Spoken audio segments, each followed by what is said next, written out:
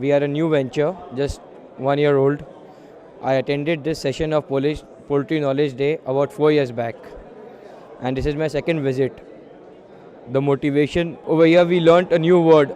New word has been coined: vegetarian, non-vegetarian, and who are in between, humanitarian. So I am a humanitarian, and we got into the layer industry after getting motivation and support from this knowledge day.